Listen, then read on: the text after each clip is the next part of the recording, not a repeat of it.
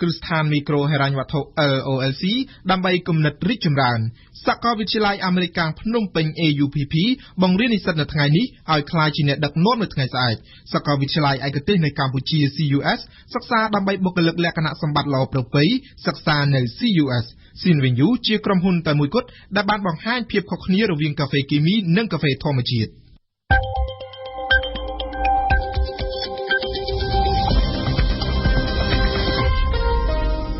សួស្តីលោកស្រីអ្នកនាងកញ្ញាសូមអរគុណលោកអ្នកដែលបានបើកស្ដាប់ការផ្សាយវិទ្យុបារាំងអន្តរជាតិ AFE នៅពេលនេះម៉ោង 1 រសៀល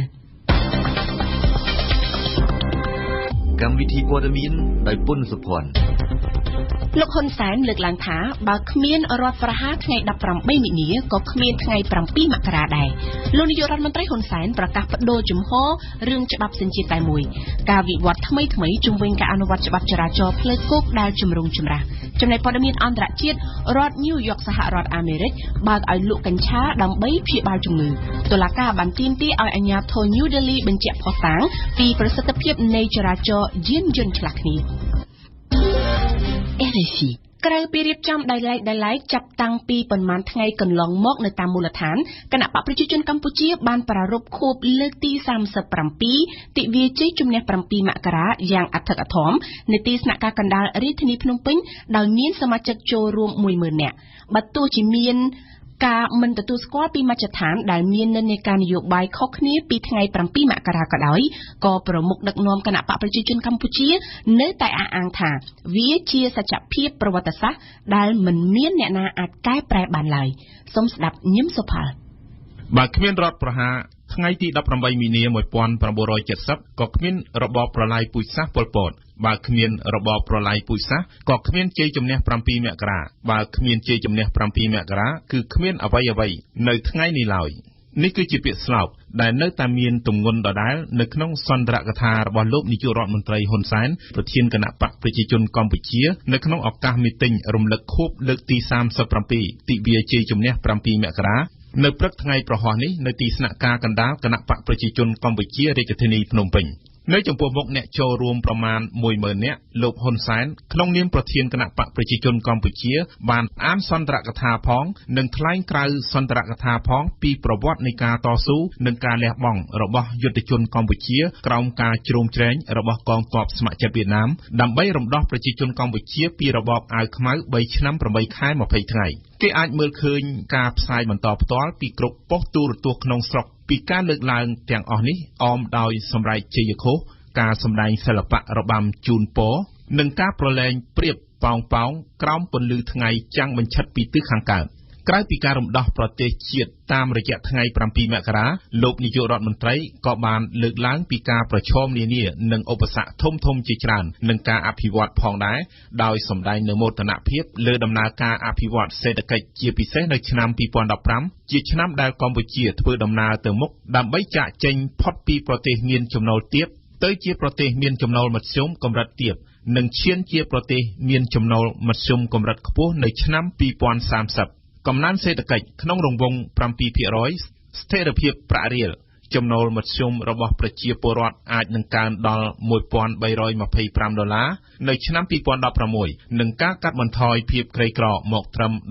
13.5% នៅឆ្នាំ2014ជាដើមគឺជាអ្វីដែលបានគូសបញ្ជាក់ដោយលោកហ៊ុនសែនក៏ប៉ុន្តែអ្នកនយោបាយនិងអង្គការសង្គមស៊ីវិលដែលមាននិន្នាការផ្ទុយគ្នាមិនដែលចាត់ទុកថាថ្ងៃ7មករាគឺជាថ្ងៃវិជ្ជមានសម្រាប់ប្រទេសនិងប្រជាជនកម្ពុជាម្ដងណាឡើយមិនទទួលស្គាល់ដោយសារតែប្រទេសវៀតណាមប្រើនយោបាយមិនមានទឹកចិត្តសប្បុរសធម៌ពិតប្រាកដពលគឺហត់ទឹកសម្លឹងការដែលជាហេតុមានការប្រទាញប្រទង់គ្នាខាងទស្សនៈលើថ្ងៃ7មករានេះជារៀងរហូតមកទោះយ៉ាងនេះក្តីថ្ងៃ7មករាត្រូវបានគណៈបកប្រជាជនកម្ពុជាគ្រប់ជាន់ថ្នាក់ប្រារព្ធខួបរំលឹកជារៀងរាល់ឆ្នាំមិនដែលអាក់ខានឡើយតាមរយៈសន្ទរកថាលោកនាយករដ្ឋមន្ត្រីក៏បានសង្កត់ធ្ងន់ដែរថាថ្ងៃ7មករាគឺជាសច្ចធម៌ប្រវត្តិសាស្ត្រដែលប្រជាជនកម្ពុជាគ្រប់ជំនាន់គប្បីយល់ដឹងឲ្យបានច្បាស់លាស់និងចងចាំជារៀងរហូត ទន្ទឹមនឹងនេះដែរលោកនាយករដ្ឋមន្ត្រីហ៊ុនសែនបានប្រកាសនៅថ្ងៃទី7មករានេះថាគណៈបកកាន់អំណាចរបស់លោកនឹងមិនស្នើធ្វើវិសោធនកម្មច្បាប់ស្ដីពីគណៈបកនយោបាយដែលឈានទៅកំណត់ប្រធានគណៈបកនយោបាយត្រូវតែមានសញ្ជាតិតែមួយនោះទេសម្រាប់គណៈបកប្រឆាំងបានស្វាគមន៍ចំពោះសេចក្តីសម្រេចនេះវ៉ាសំណប់លំអិតព័ត៌មានគេកម្រនឹងបានឃើញថាបរិះខ្លាំងកម្ពុជាលោកនាយករដ្ឋមន្ត្រីហ៊ុនសែនបានផ្លាស់ប្ដូរជំហរនៅវិនាទីចុងក្រោយទៅលើសេចក្តីសម្រេចចិត្តរបស់ខ្លួនក្នុងនាមជានាយករដ្ឋមន្ត្រីរបស់ប្រទេសកម្ពុជាជាង30ឆ្នាំមកនេះប៉ុន្តែជាថ្មីម្ដងទៀតនៅក្នុងមីតិញរំលឹកខួបអនុស្សាវរីយ៍លើកទី37ថ្ងៃជ័យជំនះ7មករាឆ្នាំ2016នេះលោកនាយករដ្ឋមន្ត្រីហ៊ុនសែនបានប្រកាសផ្លាស់ប្ដូរជំហរដ៏គួរឲ្យភ្ញាក់ផ្អើលថាគណៈបកកណ្ដាលអំណាចរបស់លោកនឹងមិនស្នើសុំធ្វើវិសោធនកម្មច្បាប់ស្ដីពីគណៈបកនយោបាយដែលលោកចង់បាននោះទេគួររំលឹកជូនថាកាលពីថ្ងៃទី28ខែធ្នូឆ្នាំ2015កន្លងទៅលោកនាយករដ្ឋមន្ត្រីហ៊ុនសែនបានប្រកាសថាចាប់ពីឆ្នាំ2016នេះតទៅមេដឹកនាំគណៈបកនយោបាយខ្មែរទាំងអស់ត្រូវតែមានសញ្ជាតិខ្មែរតែមួយប៉ុន្តែគម្រោងនៃការស្នើធ្វើវិសោធនកម្មច្បាប់ស្ដីពីគណៈបកនយោបាយដែលក្រុមអ្នកវិភាគបានមើលឃើញថាគឺជាដំណើររាំងស្ទប់ប្រធានគណៈបកប្រឆាំងលោកសំរងស៊ីមិនឲ្យធ្វើជាប្រធានគណៈបកប្រឆាំងដោយសារលោកសំរងស៊ីមានសញ្ជាតិបារាំងនិងខ្មែរផងនេះត្រូវបានផ្អាកទៅវិញលោកនាយករដ្ឋមន្ត្រីហ៊ុនសែនបានបញ្យល់ថាការផ្លាស់ប្ដូរជំហរនេះគឺដើម្បីបន្តបើកឱកាសឲ្យអ្នកដែលមានសញ្ជាតិជាច្រើនទាំងនោះអាចចូលរួមធ្វើនយោបាយនៅក្នុងប្រទេសកម្ពុជាបានតទៅទៀតលោកនាយករដ្ឋមន្ត្រីបានបញ្ជាក់ថាគណៈបកប្រជាជនកម្ពុជាមិនភ័យខ្លាចចំពោះការប្រកួតប្រជែងរបស់គណៈបកនយោបាយទាំងនោះទេ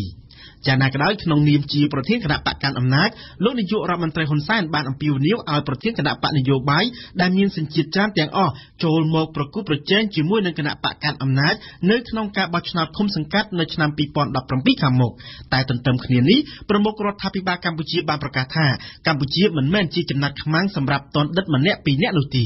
ការថ្លែងរបស់លោកនាយករដ្ឋមន្ត្រីដោយមិនចំឈ្មោះតែទំនងជាបានសម្ដៅទៅលើរូបលោកសំរងស៊ីប្រធានគណៈបកសង្គ្រោះជាតិដែលគេដឹងថាកំពុងតែរស់នៅក្រៅប្រទេសដោយសារជាប់បណ្ដឹងនៅក្នុងតុលាការដល់ទៅ3លោកជឹមសវណ្ណអ្នកនាំពាក្យគណៈបក្សសង្គ្រោះជាតិបានស្វាគមន៍ចំពោះសេចក្តីសម្រេចចិត្តនេះថាស្របទៅតាមគោលការណ៍ដើមរបស់គណៈបកប្រឆាំង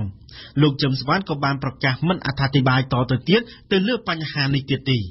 សូមបញ្ជាក់ថានៅក្នុងមីតិញរំលឹកខួបអនុស្សាវរីយ៍លើកទី37ឆ្នាំថ្ងៃជ័យជំនះ7មករាឆ្នាំ2016នេះលោកនាយករដ្ឋមន្ត្រីហ៊ុនសែនក៏បានប្រកាសពីការបន្តពង្រឹងវប្បធម៌សន្តិនិករវាងគណៈបកដែលឈ្នះឆ្នោតនិងសន្យាលុបចោលនៅទស្សនៈទឹកឡើងត្រីស៊ីស្រមោចទឹកហោចស្រមោចស៊ីត្រីផងដែរតែជាមួយគ្នានេះគណៈបកប្រជាជនកម្ពុជានឹងប្រឆាំងចំពោះល្បិចចាប់ដៃជន់ជើង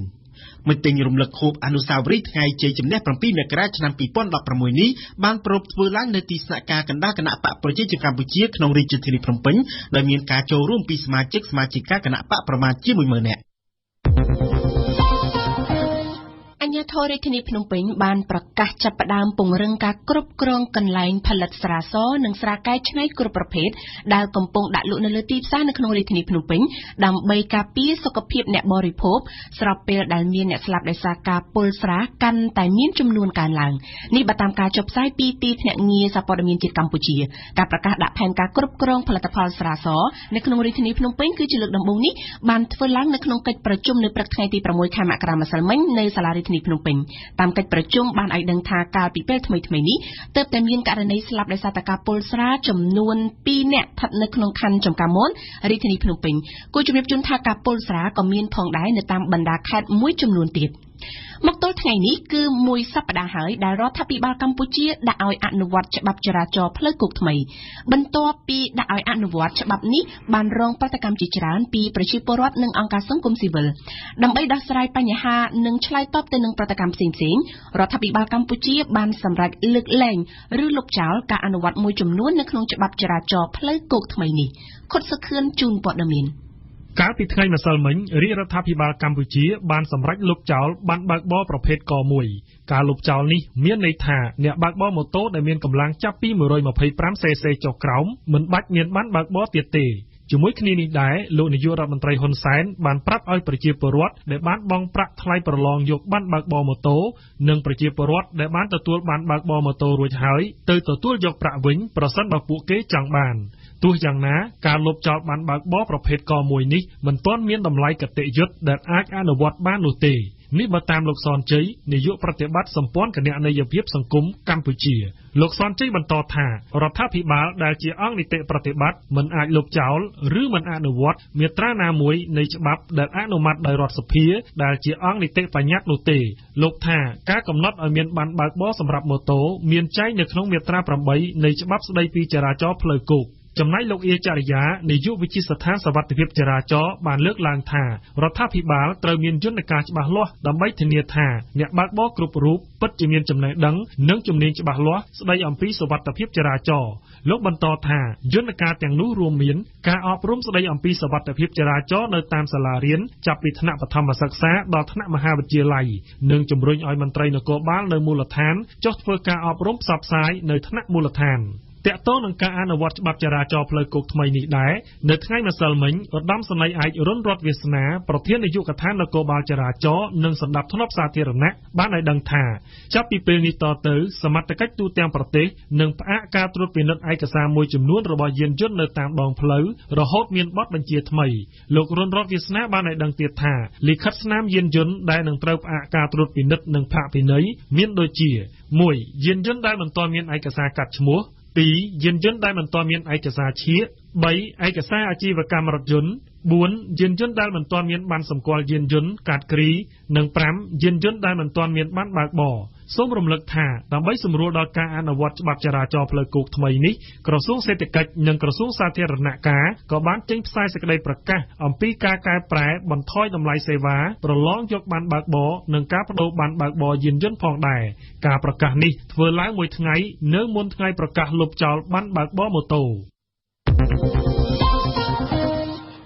គណៈកម្មាធិការកីឡាអូឡ িম্প ិកកម្ពុជាហៅកាត់ថា NOCC បានប្រកាសថានៅថ្ងៃទី23និងទី24ខែមករាខាងមុខនេះទីក្រុងសៀមរាបអង្គរនឹងរៀបចំព្រឹត្តិការណ៍រត់ប្រណាំងម៉ារ៉ាតុងពិសេសមួយដែលមានឈ្មោះថា Ultra Marathon នៅក្នុងរយៈចម្ងាយ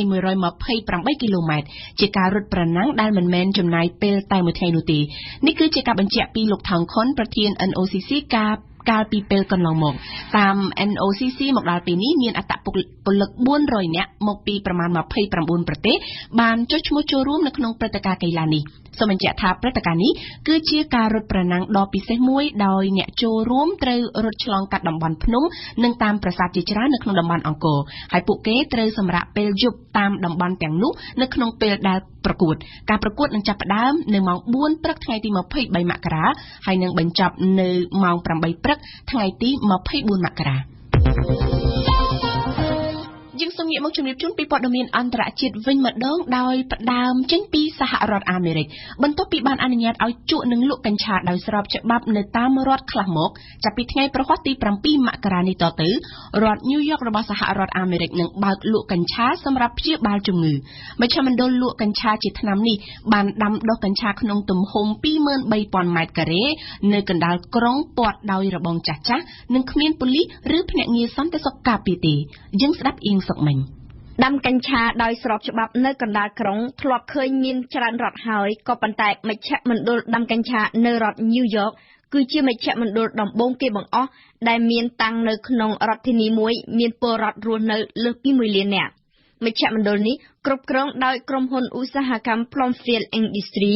ក្រុមហ៊ុនមួយក្នុងចំណោមក្រុមហ៊ុនចំនួន5ដែលរដ្ឋញូវយ៉កអនុញ្ញាតឲ្យលក់កញ្ឆាដើម្បីព្យាបាលជំងឺតើដើម្បីព្យាបាលជំងឺអ្វីខ្លះទៅមជ្ឈមណ្ឌលបានចាប់បើកទ្វារចាប់ពីថ្ងៃប្រហ័សទី7មករានេះតទៅក៏ប៉ុន្តែមន្ទីរចែកចាយឱសថទាំង20មិនទាន់ត្រូវបានលក់ភ្លាមទាំងអស់ទេមានអ្នកជំងឺរោគធ្ងន់ធ្ងរតែប៉ុណ្ណោះដែលអាចមករកទិញថ្នាំកញ្ឆានេះបានដូចជាមានជំងឺមហារីកជំងឺ Parkinson ជំងឺឆ្អឹងឬក៏ជំងឺឆ្កួតជ្រូកអ្នកជំងឺអាចរកទិញថ្នាំកញ្ឆានេះបានក្នុងទម្រង់ជាល្បាយបំផ្លែងទៅជាគ្រាប់ថ្នាំជាប្រេងឬក៏ជាថ្នាំដំណក់មិនមែនទិញកញ្ឆាស្រស់យកទៅជក់នោះឡើយគ្មានក្រុមហ៊ុនណាមួយបង្ហើបអំពីតម្លៃថ្នាំកញ្ឆានេះទេក៏ប៉ុន្តែតម្លៃដែលទាបបំផុតប្រហែលជា$200ក្នុងមួយខែសម្រាប់អ្នកជំងឺម្នាក់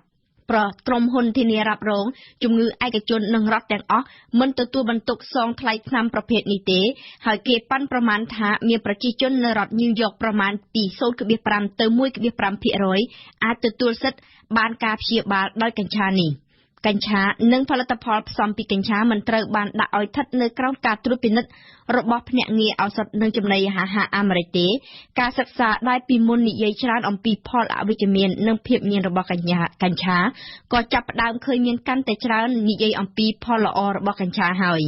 នេះបើតាមការគូបញ្ជាក់របស់វិជ្ជបណ្ឌិតម្នាក់ដែលជាអ្នកទទួលខុសត្រូវរបស់ក្រុមហ៊ុនឱសថអាមេរិកមួយ ក្រុមហ៊ុន Trend Canada នឹងប្តឹងរដ្ឋាភិបាលអាមេរិកទារសំណង$15,000 លានពីការដែលអាមេរិកបិទគប់គម្រោងបំពង់នាំប្រេងដែលតភ្ជាប់កាណាដាជាមួយនឹងតំបន់ឈូងសមុទ្រនៃប្រទេសមិចស៊ិកក្រុមហ៊ុន Trend Canada បាននិយាយនៅថ្ងៃពុធនេះថា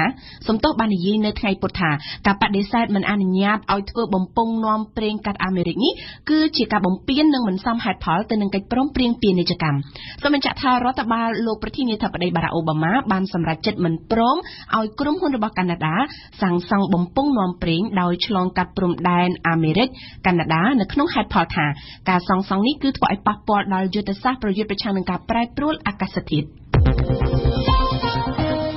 នៅក្នុងប្រទេសឥណ្ឌាប្រឈមនឹងបញ្ហាបំពុលបរិយាកាសខ្លាំងនៅក្នុងប្រទេសតុលាការឥណ្ឌានៅថ្ងៃពុធនេះបានទាមទារឲ្យអាជ្ញាធរក្រុង New Delhi រកភស្តុតាងមកបញ្ជាក់ឲ្យច្បាស់ពីប្រសិទ្ធភាពនៃការធ្វើចរាចរណ៍យានយន្តឆ្លាស់វេនគ្នាការធ្វើចរាចរណ៍ឆ្លាស់ឡានលេខគូបើកថ្ងៃគូឡានលេខសេសបើកថ្ងៃសេសបានចាប់សាក់លបងតាំងតែពីថ្ងៃទី1មករាមកម្លេះដើម្បីជួយកាត់បន្ថយការបញ្ចេញផ្សែងបំពុលបរិយាកាសនៅក្នុងទីក្រុង New Delhi និងឲ្យភាពប្រសើរឡើងវិញនៅក្នុងទីក្រុង New Delhi ដែលជាប់ល្បីឈ្មោះថាជាទីក្រុងមួយដែលប្រកបដោយបរិយាកាសពុលដ៏ខ្លាំងជាងគេនៅលើភពផែនដីនុយ Benedict ជូនព័ត៌មានតុលាការជាន់ខ្ពស់ទីក្រុង New Delhi បានយល់ឃើញថាបទពិសោធន៍ដាក់ចរាចរណ៍ឆ្លាស់ឡានលេខគូបើកថ្ងៃគូនិងឡានលេខសេសបើកថ្ងៃសេសនេះបានបង្កជាបញ្ហាលំបាកច្រើនដល់សាធារណជនមួយភាគធំនៅក្រុង New Delhi ដោយហេតុតែប្រព័ន្ធដឹកជញ្ជូនរួមមានការខ្វះខាតច្រើនទន្ទឹមនេះនៅគណៈពេលដែលសារធាតុពុលក្នុងបរិយាកាសនៅតែមានកម្រិតខ្ពស់លើស10ដងពីការទាមទាររបស់សហគមន៍អន្តរជាតិតុលាការរដ្ឋធានី Delhi បានដាក់កំហិតឲ្យអាជ្ញាធរក្រុងដាក់ជូននៅតុលាការមួយចាប់ពីពេលនេះរហូតដល់ថ្ងៃសុក្រខាងមុខដើម្បីបញ្ជាក់ពីប្រសិទ្ធភាពលើបទពិសោធន៍របស់អាជ្ញាធរក្នុងការធ្វើចរាចរណ៍ផ្លាស់វេនគ្នានេះម្យ៉ាងទៀតអាជ្ញាធរក៏ត្រូវធ្វើការប្រម៉ែប្រមូលថែមទៀតនៅទិន្នន័យទាំងអស់ដែលបញ្ជាក់ប្រាប់ពីកម្រិតសារធាតុពុលនៅក្នុងបរិស្ថានតែទោះបីជាមានការអនុវត្តបទពិសោធន៍ធ្វើចរាចរណ៍ឆ្លាស់វេនគ្នាចាប់ពីថ្ងៃទី1មករាដែលត្រូវបន្តរហូតដល់ថ្ងៃ15មករាក្តីក៏គុណភាពខ្យល់អាកាសក្នុងទីក្រុង Delhi នៅតែចុះដុនដាបជាលំដាប់នារាល់រដូវត្រជាក់ខ្លាំងដោយសារឧស្ម័នពុលត្រូវគាំងស្ទះក្នុងបរិយាកាសរួមទាំងបញ្ហាអគ្គិភ័យក៏កើនចំនួនច្រើននៅក្នុងទីក្រុងទោះបីជាយ៉ាងណាក្តីរដ្ឋាភិបាលក្រុង New Delhi នៅតែខិតខំការពារលើបទពិសោធន៍របស់ខ្លួនជានិច្ចដោយវិនិច្ឆ័យថាវាអាចជួយធ្វើឲ្យផ្លូវធំៗក្នុងទីក្រុងមានភាពស្រឡះទូលាយពុំកកស្ទះចរាចរណ៍និងក៏ជួយកាត់បន្ថយផ្សែងពុលដែលបង្ហុយចេញពីយានយន្តដែរចំណែករដ្ឋមន្ត្រីក្រសួងដឹកជញ្ជូនញេដេលីបានថ្លែងបញ្ជាក់ថារដ្ឋាភិបាលនឹងធ្វើការបង្កើនមធ្យោបាយដឹកជញ្ជូនតាមមេត្រូឲ្យបានញឹកញាប់ថែមទៀតបង្កើនចំនួនរថយន្តក្រុងនិងសូមឲ្យប្រជាជនជួលរថយន្តជិះរួមគ្នាជាដើមយុទ្ធនាការខាងលើនេះត្រូវបានប្រជាជនទីក្រុង Delhi ទាំងមូលគាំទ្រទាំងស្រុងនេះបើយោងតាមសម្ដីរបស់លោករដ្ឋមន្ត្រីក្រសួងដឹកជញ្ជូនឥណ្ឌាដដែលអាកាសយានដ្ឋានដែលមានមូលដ្ឋាននៅសង្ហបុរីនិងដែលស្ថិតនៅក្រោមកិច្ចសន្យាវិនិយោគជាមួយនឹងក្រុមហ៊ុន BOC បាននិយាយនៅថ្ងៃប្រហ័ននេះថាគេបានកម្មង់ទិញយន្តហោះ Airbus ប្រភេទ A320 ចំនួន30គ្រឿងដែលមានតម្លៃជាង$3,000 លានការកម្មង់ទិញថ្មីនេះត្រូវបានក្រុមហ៊ុននេះបញ្ជាក់ថាដោយសារតែមានតម្រូវការច្រើនសូមបញ្ជាក់ថាកាលពីខែវិច្ឆិកានៅក្នុងឆ្នាំកន្លងទៅក្រុមហ៊ុនហោះហើរ BOC របស់ធនាគារចិនដែលមានមូលដ្ឋាននៅក្នុងប្រទេសសង្ហបុរីនេះទើបបានប្រកាសកម្មង់ទិញយន្តហោះ Boeing 22គ្រឿងដែលមានតម្លៃសរុបប្រមាណជាង$2,000 លាននៅក្នុងប្រទេសកាតាបានកោះហៅឯកអគ្គរដ្ឋទូតរបស់ខ្លួនប្រចាំនៅក្នុងប្រទេសអ៊ីរ៉ង់ឲ្យត្រឡប់ចូលស្រុកវិញបន្ទាប់ពីមានការវាយប្រហារទៅលើស្ថានទូតអារ៉ាប៊ីសាអូឌីតនៅក្នុងទីក្រុងតេអ៊ីរ៉ង់នេះបើតាមប្រព័ន្ធផ្សព្វផ្សាយនៅក្នុងទីក្រុងដូហាបាននិយាយនៅថ្ងៃពុធម្សិលមិញសកម្មភាពរបស់ក្រុងដូហានៅពេលនេះគឺមិនខុសពីសកម្មភាពរបស់ប្រទេសផ្សេងឡើយដោយពួកគេសុទ្ធតែភ័យខ្លាចអំពីបញ្ហាសន្តិសុខ បញ្ហាសន្តិសុខដែលកើតចេញពីភាពជំរុងចម្រាស់ដោយសារតែមានការមិនស្របគំនិតគ្នារវាងអ៊ីរ៉ង់និងអារ៉ាប៊ីសាអូឌីត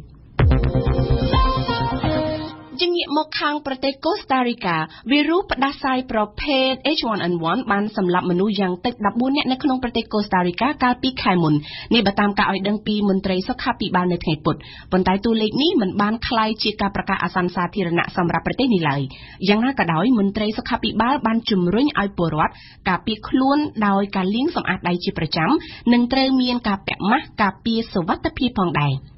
នៅសេតវិមានបាននិយាយនៅថ្ងៃពុធម្សិលមិញថាលោកប្រធានាធិបតីបារ៉ាក់អូបាម៉ានឹងជួបពិភាក្សានៅក្នុងពេលឆាប់ៗនេះជាមួយនឹងសមាភាគីផ្នែកបច្ចិមលោកដើម្បីនិយាយពីការប្រកាសធ្វើតេស្តនុយក្លេអ៊ែររបស់កូរ៉េខាងជើងអ្នកនាំពាក្យសេតវិមានលោក Joseph Ness បាននិយាយថាលោកអូបាម៉ាគ្រោងនឹងជួបជាមួយនឹង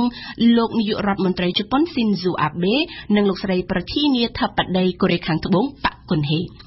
យើងបញ្ចប់ព័ត៌មានអន្តរជាតិនិយាយពីរដ្ឋបាលកាលីហ្វ័រញ៉ានៅថ្ងៃពុធបានប្រកាសអាសន្នថាមានការលេចធ្លាយនៅផ្សែងហ្គាសជាច្រើននៅក្នុងសហគមន៍ Los Angeles ប្រជាជនជាច្រើនពាន់គ្រួសារត្រូវបានបង្ខំចិត្តឲ្យចាក់ចេញពីផ្ទះសម្បែងដែលមានទីតាំងជិតកន្លែងលេចធ្លាយនៅផ្សែងហ្គាសនោះអភិបាលរដ្ឋលោក Jerry Brown បានឲ្យដឹងថាគ្រប់ភ្នាក់ងាររដ្ឋនឹងត្រូវធ្វើការចល័តជុំវិញក្រុងដើម្បីបញ្ឈប់ការលេចធ្លាយផ្សែងហ្គាសនោះដែលបានចាប់ផ្ដើមតាំងតែពីខែតុលាឆ្នាំមុននៅតំបន់ Porter Ranch ជាក្រុង Los Angelesលោកអភិបាលរដ្ឋរូបនេះបានជួបជាមួយនឹងប្រជាជននៅក្នុងតំបន់រាប់ពាន់នាក់កាលពីថ្ងៃច័ន្ទហើយសម្រេចចិត្តជម្លៀសពួកគេចេញបន្ទាប់ពីពលរដ្ឋទាំងនោះបានត្អូញត្អែថាមានអាការៈឈឺក្បាលក្អួតចង្អោរនិងមានចេញឈាមតាមច្រមុះដោយសារតែចំហាយផ្សែងហ្គាស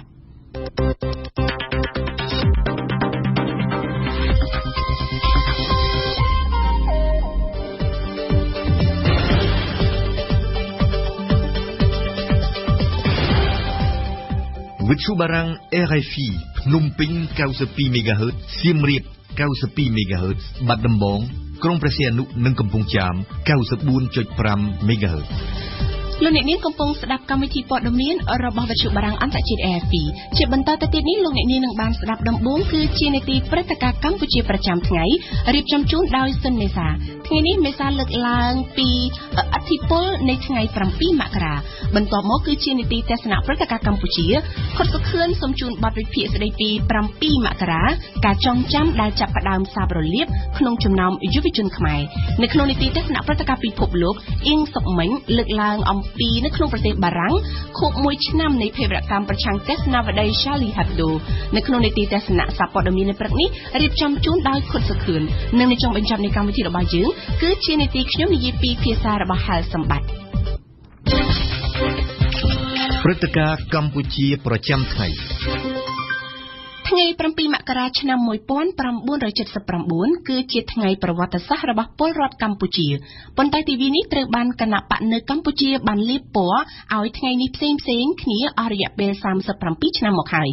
សម្រាប់គណៈបកប្រជាជនកម្ពុជាថ្ងៃនេះគឺជាថ្ងៃរំដោះពលរដ្ឋកម្ពុជាទាំងមូលឲ្យចេញពីរបបខ្មែរក្រហមដែលឡែកគណៈបកក្រៅរដ្ឋាភិបាលតាំងតែពីគណៈបកហ៊ុនស៊ិនប៉ិចនិងគណៈបកសង្គ្រោះជាតិនាពេលបច្ចុប្បន្នបដិសេធថ្ងៃនេះថាជាថ្ងៃឈ្លានពានរបស់កងទ័ពវៀតណាមដែលជាម្ចាស់អាណានិគមមកលើកម្ពុជាប៉ុន្តែសម្រាប់អ្នកវិភាគនិងអ្នកប្រវត្តិសាស្ត្រអ្នកនយោបាយកម្ពុជាមិនគួរមើលឃើញនិងបរិយាយយកត្រូវតែម្ខាងនោះទេពីព្រោះថាថ្ងៃនេះគឺជាសច្ចភាពប្រវត្តិសាស្ត្រយ៉ាងណាក៏ដោយអ្នកនយោបាយគួរបញ្ឈប់លាបពណ៌និងបែងចែកគ្នាដែលបង្ហាញពីការបែកបាក់ពីព្រោះថានៅក្នុងសំណុំរឿង7មករាឬសង្គ្រាមនៅកម្ពុជានៅក្នុងទសវត្សរ៍ទី70និង80កម្ពុជាទាំងមូលគឺជាអ្នករងគ្រោះទាំងអស់ដូច្នេះសូមស្ដាប់សេចក្តីរាយការណ៍របស់សុនមេសា37ឆ្នាំមកហើយថ្ងៃទី7មករាឆ្នាំ1979នៅតែជាថ្ងៃបែងចែកសម្រាប់ពណ៌សម្បុរនយោបាយនិងនិន្នាការនៅកម្ពុជាបើទោះបីជាថ្ងៃនេះត្រូវបានដាក់បញ្ចូលជាទិវាឈប់សម្រាកសម្រាប់ជាតិទាំងមូលក៏ដោយលោកសុកអេសានអ្នកនាំពាក្យគណៈបកប្រជាជនកម្ពុជាអធិពលជានឹងគុណសម្បត្តិដ៏ធំធេងរបស់ថ្ងៃ7មករានេះគឺការរំដោះប្រជាពលរដ្ឋឲ្យរួចផុតពីសេចក្តីស្លាប់ទូទាំងប្រទេសគ្មានអីប្រសើរជាងការរស់រានមានជីវិតឡើងវិញក្នុងកលៈទេសៈដែលក្តីមរណៈកំពុងស្ថិតនៅមាត់ជ្រោះហើយលោកគង់គំទីប្រឹក្សាគណៈបកសង្គ្រោះជាតិមិនអញ្ចឹងទេបាទដូច្នេះ7មករាបានថ្កោលទោសពីអន្តរជាតិនៅក្នុងអង្គការសហជីវជាតិមាន ប្រទេសជាច្រើនណាស់គឺតែកំណត់ថាជាអំពើឈ្លានពានកាន់កាប់ត្រួតត្រារបស់វៀតណាមនៅកម្ពុជាបាទហើយមានតែប្រទេសសហគមន៍សង្គមនិយមទេដែលទទួលស្គាល់របបកម្ពុជាសាធារណរដ្ឋប្រជាមានិតកម្ពុជានិងវៀតណាមត្រួតត្រានេះបាទនិន្នាការផ្ទុយគ្នាចំពោះថ្ងៃទី7មករានេះគឺមានចាប់តាំងពីការរំដោះប្រទេសជាតិចេញពីរបបខ្មែរក្រហមដោយគណបកប្រជាជនកម្ពុជាដែលគាំទ្រទៅដោយប្រទេសវៀតណាមរណបសូវៀតដែលបានផ្ដួលរំលំរបបខ្មែរក្រហមដែលគាំទ្រទៅដោយប្រទេសចិនសម្រាប់ទស្សនៈផ្ទុយគ្នានេះវាបានកំពុងតែជះឥទ្ធិពលដ៏អាក្រក់ដល់ពលរដ្ឋកម្ពុជាទាំងមូលលោកវីរៈអ្នកវិភាគនយោបាយនៅកម្ពុជានយោបាយបន្តទៅនៅមើលឃើញការបកស្រាយរៀងៗខ្លួនគឺប្រទេសកម្ពុជាហាក់ដូចជាមិនអាចឈានទៅមុខបានហើយយើងនៅឆ្លុះគ្នាពីអតីតកាលដែលកើតឡើង32ឆ្នាំមុនតែឥឡូវនេះទៅជាជំងឺឆ្លងសម្រាប់យុវជនមកក្រោយទៅទៀតដែលយុវជនគាត់ចាប់ផ្ដើមមើលឃើញទៅតាមទំនោរនយោបាយរបស់ខ្លួនរៀងៗខ្លួនផងដែរហើយចឹងចំពោះខ្ញុំគឺជារឿងមួយដែលស្ទើរស្ដាយមែនទែនព្រោះប្រទេសជាតិយើងលោកអ៊ូវីរៈបន្តនយោបាយទាំងសងខាងនេះគឺត្រូវទាំងសងខាងក៏តែមើលឃើញតែវិជាមិនទទួលស្គាល់ទាំងសងខាងគឺជារឿងមួយដែលគ្រោះថ្នាក់ដោយសារយើងមិនអាចមើលឃើញរួមគ្នាទៅលើអត្ថន័យនៃពីនគរណាហើយក្នុងករណីយើងមិនអាចនេះគឺយើងអាចឈានទៅមុខបានយើងអាចជជែកគ្នាពីបញ្ហាដែលកំពុងប្រឈមនៅបច្ចុប្បន្នបញ្ហាប្រឈមបច្ចុប្បន្ននេះគឺមានរាប់រយរាប់ពាន់ជំពូកហើយបើសិនជាយើងមិនអាចជជែកគ្នាទៅតែយើងអាចធ្វើឲ្យឈានទៅមុខបានរុងរឿងរឹងមាំហ្នឹងគឺជារឿងមួយដែលយើងគួរសោកស្ដាយមែនទែនណាលោកសុកអេសានយើងដឹងហើយថាថ្ងៃ7មករាគឺជាស្នាដៃក៏ដូចជាគុណសម្បត្តិរបស់គណៈបកប្រជាជនហើយប្រជាជននៅទូទាំងប្រទេសក៏ដូចជាបងប្អូនមួយចំនួនដែលកំពុងតែរស់នៅក្រៅប្រទេសនឹងក៏ទទួលស្គាល់ថ្ងៃ7មករានឹងដែរអញ្ចឹងទេគណៈបកប្រឆាំងគ្មានហេតុផលអីទៅគ្រប់គ្រងថ្ងៃ7មករានឹងទេបើគាត់គ្រប់គ្រងបានគាត់លើកទង់សជាមួយគណៈបកប្រជាជនរួចហើយមុនពេលបោះឆ្នោតទៅទៀតលោកគង់គំតាមលទ្ធផលបោះឆ្នោតឆ្នាំ93រៀបចំដោយហ៊ុនតាក់ហើយនឹងតាមលទ្ធផលបោះឆ្នោតឆ្នាំ2013នេះឃើញថាប្រជាពលរដ្ឋប្រមាណជាពាក់កណ្ដាលនៃចំនួនចុះឈ្មោះការបោះឆ្នោតនៅមានការគ្រប់គ្រង7មករាហើយនឹងគ្រប់គ្រងគណៈបកថ្មីដូច្នេះខ្ញុំគោរពឆន្ទៈរបស់ប្រជាពលរដ្ឋដែលអាស្រ័យលើការយល់ឃើញរបស់លោកថា7មករាជួយរំដោះជីវិតលោកឯម្ខាងទៀតគឺយល់ថា7មករាជាអំពើឈ្លានពានកាន់កាប់ត្រួតត្រារបស់វៀតណាមហើយជាគ្រោះមហន្តរាយដល់ជោគវាសនាអនាគតរបស់ប្រទេសកម្ពុជាបាទលោកអ៊ូវីរៈបានសង្កត់ធ្ងន់ថាការពិតកម្ពុជាគ្រប់ភាគីគឺជាអ្នករងគ្រោះទាំងអស់គ្នាដោយសារតែជាកូនអុករបបមហាអំណាចនៅក្នុងតំបន់និងពិភពលោកដើម្បីបញ្ចប់ចំនួនថ្ងៃទី7មករានេះគឺមានតែភាពក្លាហានរបស់អ្នកនយោបាយខ្មែរដើម្បីបង្ហាញពីសច្ចភាពពិតនៃព្រឹត្តិការណ៍ទាំងនោះលោកអ៊ូវីរៈប៉ុន្តែយើងទៅជាឧបករណ៍ខ្លួនអត់ជាក់ស្ដែងយើងគ្រាន់តែជាជនរងគ្រោះហើយយើងអត់ដឹងខ្លួនហើយបើចឹងហើយដល់ខ្ញុំថាឥឡូវនេះគឺតលតែយើងចិត្តជឿតលតែយើងខ្វះខានក្នុងការទទួលស្គាល់នៅព្រឹត្តិការណ៍ទស្សវត្សរ៍80ឲ្យនិយមន័យថ្ងៃ2មករាឲ្យបានជាក់លាក់គ្រប់ជ្រុងជ្រោយហើយបន្ទាប់ពីហ្នឹងមកយើងអាចជជែកគ្នាបញ្ហាពេលបច្ចុប្បន្នហើយខ្ញុំសោកស្ដាយដោយសារអញ្ចឹងដែរថាតែសម្រាប់ណាយើងនៅតែបកស្រាយរៀងៗខ្លួនដើម្បីគេចំណេញនយោបាយទាំងសងខាងរៀងៗខ្លួនគឺសូមឲ្យតែយុវជនរបស់ក្រោយមិនទាន់ថ្ងៃនោះផងក៏នៅជួបគ្នាដល់ថ្ងៃ2មករាដែរលោកសម្បូរម៉ាណារ៉ាសាស្ត្រាចារ្យប្រវត្តិសាស្ត្រខ្មែរបានបញ្ជាក់ថាប្រវត្តិសាស្ត្រគួរតែត្រូវបានលាតត្រដាងការពិតលោកបន្ថែមបាទនេះជាចំណុចមួយសំខាន់ណាស់អញ្ចឹងវាត្រូវផ្សារភ្ជាប់ទស្សនៈពីរមកវិញក្នុងសាលារៀនគ្រូបង្រៀនអ្នកដែលជាច្បងឪពុកម្ដាយត្រូវតែចូលរួមទៅកម្មវិធីបណ្ដុំបណ្ដាលបង្ហាញបញ្យល់ពីឲ្យដឹងអំពីអតីតកាលអតីតភាពឬក៏វិបត្តិទាំងឡាយណាដែលកើតឡើងនៅក្នុងប្រវត្តិសាស្ត្រទីពីរគឺនៅក្នុងអតីតកាលអប់រំផ្ទាល់សម្រាប់យុវវ័យយើងត្រូវធ្វើយ៉ាងដូចម្ដេចដើម្បីឲ្យអ្នកនយោបាយលោកខំប្រឹងបង្ហាញពីសច្ចភាពប្រវត្តិសាស្ត្រជាងបង្ហាញប្រាប់អំពីនយោបាយឈ្នះចាញ់បើបង្ហាញពីសច្ចភាពប្រវត្តិសាស្ត្រច្រើនធ្វើឲ្យយុវជនរកឃើញផលវិជ្ជមានហើយផលវិជ្ជមាននេះនឹងអាចឈានទៅដល់ការឲ្យតម្លៃឬក៏ការចងចាំនៃប្រវត្តិសាស្ត្រនៅក្នុងព្រឹត្តិការណ៍ណាមួយជាចាំបាច់ហើយអញ្ចឹងនៅពេលដែលអ្នកនយោបាយលោកមិនបានប្រើសច្ចភាពប្រវត្តិសាស្ត្រប៉ុន្តែលោកបានទៅរឿងបញ្ហានយោបាយឈ្នះចាញ់វាធ្វើឲ្យយុវជនដូចជាខាងដើមអល់ឯងរីរែកបារម្ភសូមបញ្ជាក់ថាគណៈបកប្រជាជនកម្ពុជាតែងតែប្រារព្ធចំពោះពិធីជ័យជំនះនេះហើយតែងតែយកចំណុចនេះមកធ្វើជានយោបាយនៅក្នុងការឃោសនាបោះឆ្នោតដែលគណៈបកប្រឆាំងនៅកម្ពុជាមិនថាគណៈបកហ្វ៊ុនស៊ិនប៉ិចឬក៏គណៈបកសង្គ្រោះជាតិនោះទេមិនបានចាប់អារម្មណ៍ចំពោះថ្ងៃទី7មករានោះឡើយលោកអ៊ូវីរៈការទីបំផុត សងខាងកំហុសត្រង់ថាគណៈបព្វជិជនគាត់យកហើយពីតែគណៈបច្ចុប្បន្នគាត់ចង់បន្តគេចំណេញនៃការដឹងគុណហ្នឹងតែកំហុសគណៈបព្វប្រឆាំងក៏ដែរខាងសន្តិភាពមកតាំងពីទសវត្សរ៍80នៅព្រំដែននោះគឺគាត់ជេរកាប់មកកន្លងទៅរឿងតាក់ទងរឿងយ៉ងយួនតាក់ទងរឿងអាណានិគមនឹងហើយទោះបី20ឆ្នាំ30ឆ្នាំក្រោយមកក៏នៅតែយកជារបស់ដដែលយកទ្រឹស្ដីដដែលយកទៅនិយាយដើម្បីក្នុងន័យមួយដើម្បីបានផលប្រយោជន៍រៀងៗខ្លួនផងដែរយ៉ាងណាក៏ដោយអ្នកនាំពាក្យគណៈបកប្រជាជនកម្ពុជាបានលើកឡើងថាជ័យជំនះថ្ងៃទី7មករាគឺមិនមែនជារបស់ផ្ដាច់មុខនៃគណៈបកកាន់អំណាចនោះទេ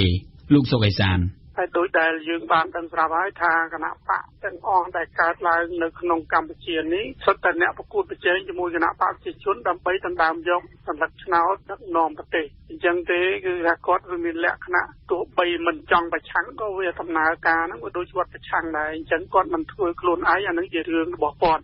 ក៏ប៉ុន្តែថ្ងៃ7មករាមិនមែនជាថ្ងៃមួយផ្ដាច់មុខតែរបស់គណៈបកប្រជាជនទេឬមួយក៏របស់ប្រជាជនដែលគ្រប់គ្រងគណៈបកប្រជាជនកម្ពុជាទេដែលជាថ្ងៃរបស់ប្រជាជនទូទៅគ្រប់និន្នាការនយោបាយគ្រប់ស្រទាប់វណ្ណៈនៅក្នុងសង្គមកម្ពុជាទាំងមូលបើប្រជាពលរដ្ឋហើយនឹងគណៈបក7មករាតាមការគ្រប់គ្រងពីប្រជាពលរដ្ឋត្រូវទឹកថ្ងៃនោះជាថ្ងៃកំណើតរបស់បកខ្លួនហើយនឹងអ្នកគ្រប់គ្រងខ្លួនហើយចំពោះប្រជាពលរដ្ឋមួយផ្សេងទៀតបានគ្រប់គ្រងការផ្លាស់ប្ដូរបានគ្រប់គ្រងខ្មែរប្រជាធិបតេយ្យអ្នកនយោបាយប្រជាធិបតេយ្យគួរតែរំលឹកថ្ងៃ23ដុល្លារ91កិច្ចព្រមព្រៀងប៉ារីសហ្នឹងជាថ្ងៃសំខាន់របស់ខ្លួនហើយថ្ងៃដែលយើងគួរតែយកឆន្ទៈប្រជាពលរដ្ឋទាំងសងខាងហ្នឹងដើម្បីនឹងបម្រើគោលដៅ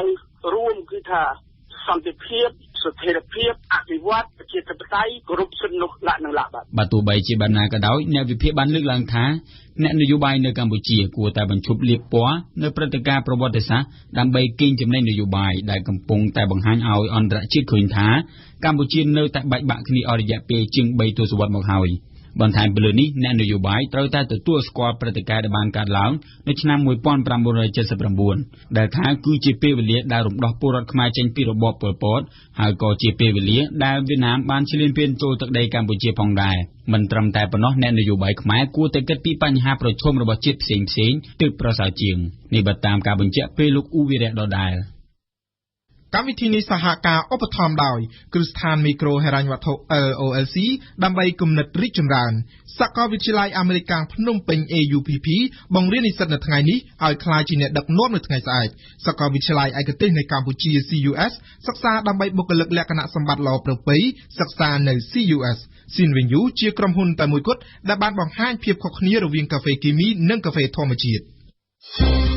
ទេសនាព្រឹត្តិការណ៍កម្ពុជាការដួលរលំនៃរបបអាវខ្មៅខ្មែរក្រហមបាននាំកម្ពុជាទៅកាន់សក្តានថ្មីមួយនៅថ្ងៃទី7មករាឆ្នាំ1979ថ្ងៃទី7មករាជារៀងរាល់ឆ្នាំគឺជាថ្ងៃដែលមានអត្ថន័យបំផុតសម្រាប់មនុស្សចាស់ដែលរស់រានមានជីវិតនិងអ្នកនយោបាយរបស់គណៈបកប្រជាជនកម្ពុជាប៉ុន្តែ37ឆ្នាំកន្លងផុតទៅ7មករាបានសាបរលាបបន្តិចម្ដងពីការចងចាំពីចំណាប់អារម្មណ៍របស់យុវជនខ្មែរជំនាន់ក្រោយយើងស្ដាប់បទវិភាគរបស់ខុតសុខឿនកងទ័ពរណសិរ្សសង្គ្រោះជាតិកម្ពុជានិងកងទ័ពវៀតណាមប្រមាណ 150,000 នាក់ដែលអមដោយកំភ្លើងធំនិងយន្តហោះចម្បាំងផងនោះបានឈានជើងជាន់ទីក្រុងភ្នំពេញនៅថ្ងៃទី7មករាឆ្នាំ1979ក្នុងយុទ្ធនាការផ្ដួលរំលំរបបកម្ពុជាប្រជាធិបតេយ្យដែលគេចាត់ទុកថាជារបបប្រល័យពូជសាសន៍ជារៀងរាល់ឆ្នាំរណសិរ្សសង្គ្រោះជាតិកម្ពុជាដែលក្រោយមកគឺជាគណៈបកប្រជាជនកម្ពុជាតែងប្រារព្ធទិវាជ័យជំនះលើរបបប្រល័យពូជសាសន៍នាថ្ងៃទី7ខែមករាយ៉ាងឱឡារិកភ្លាមបន្ទាប់ពីការដួលរលំទៅនៃរបបកម្ពុជាប្រជាធិបតេយ្យទិវាជ័យជំនះ7មករាទទួលបានការអបអរសាទរពីពលរដ្ឋខ្មែរក្មេងចាស់ប្រុសស្រីពិសេសអ្នកដែលនៅរស់រានមានជីវិតពីការកាប់សម្លាប់របស់ពួកខ្មែរក្រហមប៉ុន្តែ37ឆ្នាំកន្លងផុតទៅ7មករាបានសាបរលាបបន្តិចម្ដងពីការចងចាំពីចំណាប់អារម្មណ៍របស់យុវជនខ្មែរជំនាន់ក្រោយតើមានមូលហេតុអ្វីខ្លះដែលធ្វើឲ្យយុវជនលែងចាប់អារម្មណ៍នឹងថ្ងៃ7មករា កម្ពុជាមានប្រជាពលរដ្ឋប្រមាណជាង 50% ដែលជាអ្នកកើតក្រោយថ្ងៃ7មករាឆ្នាំ1979ការអប់រំពួកគេអំពីប្រវត្តិសាស្ត្រប្រទេសកម្ពុជាជាពិសេសប្រវត្តិសាស្ត្រនៃរបបកម្ពុជាប្រជាធិបតេយ្យដែលជាឫសគល់នៃថ្ងៃ7មករានិងអត្ថន័យពិតប្រាកដនៃថ្ងៃ7មករាពុំមានលក្ខណៈស៊ីជម្រៅឬពុំមានលក្ខណៈជាវិទ្យាសាស្ត្រពិតនោះទេការអប់រំផ្សព្វផ្សាយមួយចំនួនធ្វើឡើងដើម្បីចំណេញផ្នែកនយោបាយឬបំផុសឲ្យមានការចងគំនុំជាដើមរឿងនេះធ្វើឲ្យមានការយល់ច្រឡំឬមានភាពប្រទាញប្រទង់គ្នាក្នុងចំណោមយុវជនជំនាន់ថ្មីជាមួយគ្នានេះដែរពួកគេអាចនឹងយល់ថា7មករាគឺជារឿងរបស់មនុស្សចាស់តែប៉ុណ្ណោះនៅទីបំផុតពួកគេលែងចាប់អារម្មណ៍នឹងព្រឹត្តិការណ៍មួយនេះមួយវិញទៀតមកទល់នឹងបច្ចុប្បន្ននេះអ្នកនយោបាយខ្មែរនៅតែឲ្យអត្ថន័យបញ្ច្រាស់គ្នាចំពោះថ្ងៃ7មករានេះសម្រាប់គណៈបកប្រជាជនកម្ពុជានិងអ្នកគាំទ្រ7មករានាំមកនៅជីវិតទី2និងសន្តិភាពដល់កម្ពុជាទាំងមូល7មករាបានធ្វើឲ្យកម្ពុជាមានអ្វីៗគ្រប់យ៉ាងមកទល់ពេលនេះ7មករាក៏ជាលេសដ៏សំខាន់ក្នុងការឃោសនារកសម្លេងឆ្នោតរបស់គណៈបកប្រជាជនកម្ពុជាផងដែរ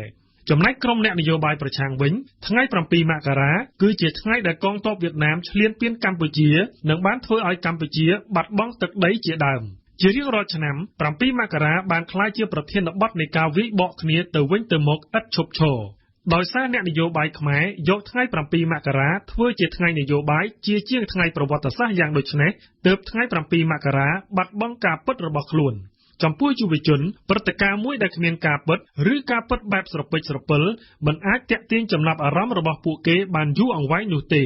ម្យ៉ាងវិញទៀតប្រសិនបើព្រឹត្តិការណ៍ប្រវត្តិសាស្ត្រមួយដែលធ្វើឲ្យសង្គមមួយបាក់បែកជាចរន្តពីរយ៉ាងដូចនេះគឺរឹតតែធ្វើឲ្យយុវជនជំនាន់ថ្មីជៀសឆ្ងាយលែងរវីរវល់ណាស់ទៅទៀតតាមពិតទៅ7មករាគឺជាសច្ចធម៌ប្រវត្តិសាស្ត្ររបស់ប្រទេសកម្ពុជាដើម្បីកុំឲ្យ7មករាក្លាយទៅជាកម្មសិទ្ធិរបស់មនុស្សជំនាន់មុនឬជាកម្មសិទ្ធិផ្ដាច់មុខរបស់ក្រុមអ្នកនយោបាយណាមួយគេក៏បីសិក្សាស្រាវជ្រាវឲ្យបានល្អិតល្អន់និងអព្យាក្រឹតចំពោះព្រឹត្តិការណ៍មួយនេះដើម្បីយុវជនជំនាន់ក្រោយអ្នកនយោបាយខ្មែរក៏បីបញ្ចប់ការខ្វែងគំនិតគ្នាដែលបណ្ដាលមកពីថ្ងៃ7មករានេះហើយក៏បីពិចារណារួមគ្នាថាតើ7មករាគឺជាថ្ងៃបញ្ចប់របបកម្ពុជាប្រជាធិបតេយ្យនិងជាថ្ងៃចាប់ផ្ដើមនៃអាណានិគមវៀតណាមមកលើកម្ពុជាឬការទទួលស្គាល់ការពិតមួយនេះនាំឲ្យយើងទទួលបានប្រវត្តិសាស្ត្រថ្មីដែលទទួលយកបានទាំងអស់គ្នា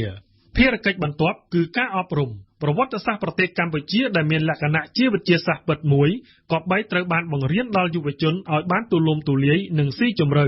ការចងចាំអំពីថ្ងៃ7មករាដែលមានតម្លៃជាប្រវត្តិសាស្ត្រក៏បីធ្វើឡើងដើម្បីផលប្រយោជន៍រួមនិងដើម្បីខ្មែរទាំងអស់គ្នាពិសេសដើម្បីយុវជន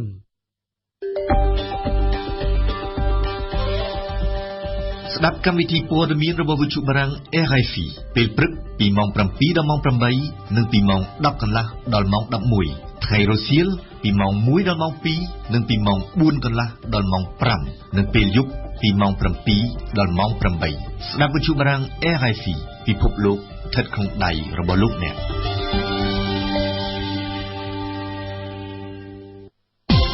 ទេសនាព្រឹត្តិការណ៍ពិភពលោក7មករា2015 7មករា2016ថ្ងៃនេះគឺជាខួប1ឆ្នាំគត់នៃភេរវកម្មបាញ់ប្រហារប្រឆាំងនឹងទស្សនាវដ្តីធ្លុកកំប្លែង Charlie Hebdo ផ្ដាច់ជីវិតអ្នកកាសែតអ្នកគូររូបធ្លុកដ៏ល្បីល្បាញរបស់ទស្សនាវដ្តីអស់11នាក់ការឧទ្ទិសដល់វិញ្ញាណក្ខន្ធជនរងគ្រោះនឹងទស្សនាវដ្តីត្រូវប្រព្រឹត្តទៅនៅពេញមួយសប្តាហ៍នេះភេរវកម្មដែលបានអង្រួនចិត្តពិភពលោកទាំងមូលកាលពី1ឆ្នាំមុនបានបន្សល់ទុកនៅផលវិបាកដ៏ធ្ងន់ធ្ងរដល់ថ្ងៃនេះប៉ុន្តែទស្សនាវដ្តីនៅតែបន្តជីវិតនិងបានចេញលេខពិសេសសម្រាប់ខួប1ឆ្នាំនេះផងដែរយើងស្ដាប់អៀងសុកមិញថ្ងៃ7មករា2015ប្រមាណជាម៉ោង 11:30 នាទីថ្ងៃត្រង់បរិសុទ្ធ2នាក់ស្លៀកខ្មៅបិទមុខជិតប្រដាប់ដោយអាវុធស្វ័យប្រវត្តិបានសម្រុកចូលទៅក្នុងទីស្នាក់ការទស្សនាវដ្តី Charlie Hebdo មានទីតាំងនៅកណ្ដាលទីក្រុងប៉ារីបានសម្លាប់អ្នកនៅមាត់ទ្វារម្នាក់មុននឹងសម្រុកចូលទៅក្នុងបន្ទប់ប្រជុំរបស់ទស្សនាវដ្តីបាញ់រះលើក្រុមការិយាល័យនិពន្ធដែលកំពុងតែជួបប្រជុំគ្នានឹងស្រែកថាអាឡាកាបាបន្ទាប់មកភេរវជនឈាមត្រជាក់ទាំងពីរបានរត់ឡើងឡានដោយសម្រួលចេញពីកន្លែងកើតហេតុនិងបានបាញ់សម្លាប់ប៉ូលីសដើរល្បាតនៅតាមផ្លូវដែលមិននឹកស្មានដល់ថាមានការវាយប្រហារភេរវកម្មទេ ក្នុងពេលដែលប៉ូលីសកំពុងតែតាមស្វែងរកចាប់ភេរវជន2នាក់បងប្អូននិងក្តុកក្តួលចំពោះការបាត់បង់ក្រុមបញ្ញវន្តនៃទស្សនាវដ្តីគំនូរថ្លុក Charlie Hebdo មានការបាញ់រះសម្លាប់ប៉ូលីសម្នាក់ទៀតកើតឡើងនៅភាគខាងត្បូងទីក្រុងប៉ារីមួយថ្ងៃឡើងទៀតគឺនៅថ្ងៃទី9មករាក្នុងពេលដែលប៉ូលីសបានរកឃើញដានភេរវជន2នាក់បងប្អូននៅក្នុងរោងចក្រមួយនាភាគឦសានទីក្រុងប៉ារីស្រាប់តែមានការចាប់ចំណាប់ខ្មាំងនៅក្នុងទីក្រុងប៉ារីមួយកន្លែងផ្សេងទៀតគឺនៅក្នុងទីផ្សាររបស់ជនជាតិជ្វីសភេរវជនទាំង3បានរៀបចំផែនការចង់ធ្វើសកម្មភាពក្នុងពេលតែមួយក្នុងនាមចលនាភេរវនិយមអ៊ៃកាយដានៅយេម៉ែនមិនធ្លាប់មានទេក្នុងប្រវត្តិសាស្ត្របារាំងដែលមានសមរភូមិចំណាប់ខ្មាំងដល់ទៅ2ក្នុងពេលតែមួយកណ្ដាលរដ្ឋធានីយ៉ាងដូចនេះវិបត្តិចំណាប់ខ្មាំងបានបិទបញ្ចប់ដោយប្រតិបត្តិការប៉ូលីសប្រយុទ្ធប្រឆាំងនឹងភេរវកម្មបាញ់សម្លាប់ខ្មាំងកំភ្លើងកម៉ង់ដូទាំង3និងជនរងគ្រោះដល់ជីវិតអស់17នាក់ភាពតក់ស្លុតរន្ធត់បានជំរុញឲ្យពិភពលោកទាំងមូលដែលមិនចុះញោមនឹងការគំរាមកំហែងភេរវកម្មចាប់ដៃគ្នាបង្ហាញសាមគ្គីភាពជាមួយនឹងបារាំងប្រមុខរដ្ឋាភិបាលស្ទើរគ្រប់ប្រទេសនៃភពផែនដីបាននាំគ្នាធ្វើដំណើរមកទីក្រុងប៉ារីដើម្បីដើរដង្ហែក្បួនសន្តិភាពប្រឆាំងនឹងអំពើភេរវកម្មមួយសប្តាហ៍ក្រោយកាសែត Charlie Hebdo ដែលបានបាត់បង់សហការីដ៏ចំណានគ្មានប្រៀបប្រឹងត្រដររស់នឹងចេញផ្សាយតាមទម្លាប់នៅលេខពិសេសក្រោយភេរវកម្មភ្លាមដោយគូរូបថ្លុកមហាម៉េតជាមួយនឹងចំណងជើងថាលើកលែងទោសលេខក្រោយពីស្លាប់នេះលក់ដាច់អស់ជាង7លាន8សែនច្បាប់ច្រើនជាងធម្មតាដល់ទៅជិត10ដងមួយឆ្នាំក្រោយគឺនៅថ្ងៃទី7មករាឆ្នាំ2016ការិយាល័យនិពន្ធ Charlie Hebdo បានចេញផ្សាយលេខពិសេសមួយទៀតដើម្បីឧទ្ទិសដល់ព្រលឹងអ្នកស្លាប់ចំនួន1លានច្បាប់ដោយមានភ្ជាប់នៅកូនសៀវភៅគំនូរជាស្នាដៃអ្នកគូល្បីៗស្លាប់នៅក្នុងភេរវកម្មកាលពីឆ្នាំទៅ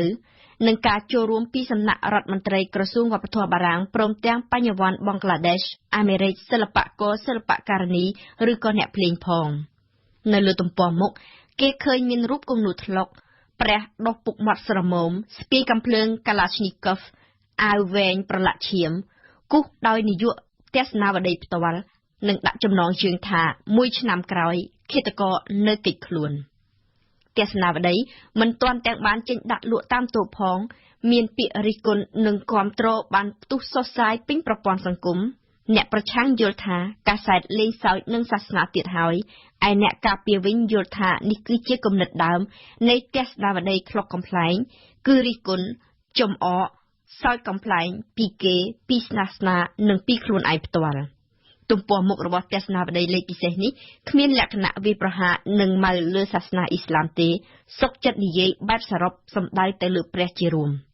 នាយកទស្សនាវដ្តីបានបញ្យល់ថាលេខពិសេសខួប1ឆ្នាំនេះសូមឧទ្ទិសដល់ភាពគ្មានសាសនានិងបរិហារការងប់ងល់នឹងគម្ពីរកូរ៉ង់យកពរសាសនាទៅសម្លាប់អ្នកកាសែតដែលហ៊ានលេងសើចនឹងសាសនាភេរវកម្មប្រឆាំងនឹងទស្សនាវដ្តី Charlie Hebdo បានធ្វើឲ្យប្រទេសបារាំងបានឡើងចំណាត់ថ្នាក់ដល់ទៅខ្ពស់នៅក្នុងឆ្នាំ2015ក្នុងលំដាប់ទី3បន្ទាប់ពីប្រទេសអ៊ីរ៉ាក់និងសេរីដែលមានចំនួនអ្នកកាសែតស្លាប់ច្រើនជាងគេក្នុងពេលបំពេញការងារ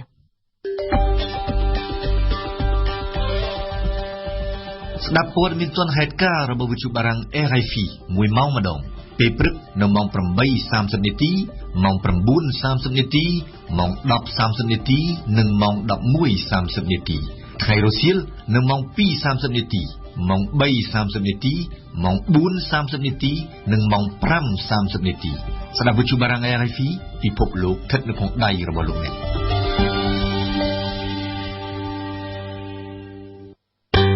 ទេសនាសារព័ត៌មាន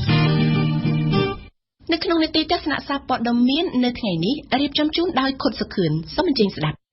នៅព្រឹកថ្ងៃប្រហ័សនេះកាសែតធំក្នុងស្រុកចាប់អារម្មណ៍នឹងប្រធានរឿងផ្សេងគ្នាកាសែតរស្មីកម្ពុជាចាប់អារម្មណ៍នឹងការអនុវត្តច្បាប់ចរាចរណ៍ផ្លូវគោកថ្មី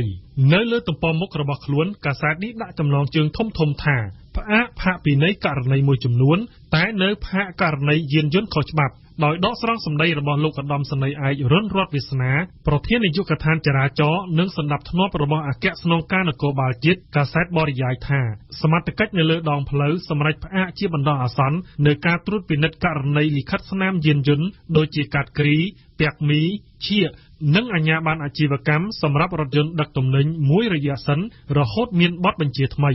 ចំណែកកាសែតកម្ពុជាថ្មីឯណោះវិញព្រឹកនេះកាសែតចាប់អារម្មណ៍នឹងការប្រារព្ធទិវាជ័យជំនះ7មករានៅលើទំព័រមុខដែលអមដោយរូបថតរបស់លោកប្រធានរដ្ឋសភានិងលោកនាយករដ្ឋមន្ត្រីផងនោះកាសែតកម្ពុជាថ្មីបានសរសេរដោយដាក់ចំណងជើងធំៗថាសន្តិភាពស្ថិរភាពនយោបាយនិងការអភិវឌ្ឍជាសមិទ្ធផលដ៏ធំធេងមិនអាចកាត់ថ្លៃបាននៃជ័យជំនះ7មករាតាមរយៈចំណងជើងនេះកម្ពុជាថ្មីបានរៀបរាប់ថាសមាជិកគណបកប្រជាជនកម្ពុជាជាង 10000 នាក់នឹងចូលរួមអបអរសាទរទិវាជ័យជំនះ7មករាខួបលើកទី37នៅទីស្នាក់ការកណ្ដាលរបស់បកដែលមានទីតាំងនៅសង្កាត់ទន្លេបាសាក់ខណ្ឌចំការមននិងនៅមជ្ឈមណ្ឌលកោះពេជ្រដែលជាមហាសន្និបាតធ្វើនៅថ្ងៃទី9ថ្ងៃទី10ខែមករារីឯកាសែតកោះសន្តិភាពវិញព្រឹកនេះកាសែតចាប់អារម្មណ៍នឹងការចុះបញ្ជីអត្រានុកូលដ្ឋាននៅរាជធានីភ្នំពេញដោយដកស្រង់សម្ដីរបស់លោកទូចវណ្ណរិទ្ធប្រធានការិយាល័យអត្រានុកូលដ្ឋានរាជធានីភ្នំពេញកោះសន្តិភាពបានដាក់ចំណងជើងធំៗនៅលើទំព័រមុខរបស់ខ្លួនថាកើតការនិងស្លាប់រាជធានីភ្នំពេញឆ្នាំ2015រៀបការ6716គូកើតជិត 20000 នាក់និងស្លាប់3624 នាក់ចុងក្រោយគឺកាសែតភ្នំពេញប៉ុស្តិ៍ជាភាសាខ្មែរព្រឹកនេះភ្នំពេញប៉ុស្តិ៍ចាប់អារម្មណ៍នឹងបញ្ហាអន្តរប្រវេសន៍ខុសច្បាប់នៅលើទំព័រមុខរបស់ខ្លួននឹងមានចំណងជើងធំភ្នំពេញប៉ុស្តិ៍សរសេរថាលោកសុកផលប្រមានមន្ត្រីដែលបើកដៃឲ្យជនបរទេសខុសច្បាប់ចូលស្រុកកាសែតសរសេរថាក្រោយពីបានដាក់ពិន័យទៅលើមន្ត្រីនគរបាលចំនួន13រូបកាលពីឆ្នាំ2015កន្លងមកលោកសុកផលអគ្គនាយកនៃអគ្គនាយកដ្ឋានអន្តរប្រវេសន៍បានប្រមានទៅលើមន្ត្រីប៉ុស្តិ៍នគរបាលច្រកព្រំដែនអន្តរជាតិនិងមន្ត្រីអសកម្មទាំងឡាយណាដែលបន្តបើកដៃឲ្យជនបរទេសឆ្លងដែនចូលកម្ពុជាដោយខុសច្បាប់លោកសុកផលបន្តថាការពិន័យនេះរួមមានកំហុសធ្ងន់ធ្ងរត្រូវចាប់មន្ត្រីនោះបញ្ជូនទៅតុលាការផ្ដន្ទាទោសតាមច្បាប់ឯកំហុសធម្មតាត្រូវផ្លាស់ប្តូរភារកិច្ចដកតំណែងឬបណ្តេញចេញពីក្របខ័ណ្ឌបន្ទាប់មកទៀតគឺជាការចាប់អារម្មណ៍បន្ទាប់បន្សំរបស់កាសែតក្នុងស្រុកកាសែតពីរដែលចាប់អារម្មណ៍រឿងរួមគ្នាគឺកាសែតរស្មីកម្ពុជានិងកម្ពុជាថ្មីនៅលើទំព័រមុខរបស់ខ្លួនកាសែតទាំងពីរចាប់អារម្មណ៍នឹងរឿងសេដ្ឋកិច្ចរបស់កម្ពុជា